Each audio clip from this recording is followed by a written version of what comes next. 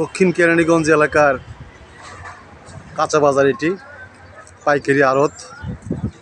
এখানে বিশেষ করে দক্ষিণাঞ্চল থেকে ট্রাক পিকআপে করে সবজি রাতভর আসে এবং সেটা বিক্রি হয় ভোরবেলা থেকে সকাল 7টা পর্যন্ত। তো এখানে এই বাজারে বেশ কিছু অভিযোগ রয়েছে।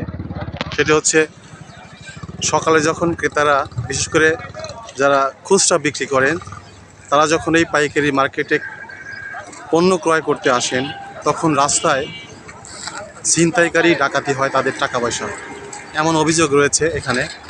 তো এখানে যে বাজার কমিটির সভাপতি আছেন মোহাম্মদ মাইনুদ্দিন, ওনার কাছে জানতে চেয়েছিলাম বিষয়টি।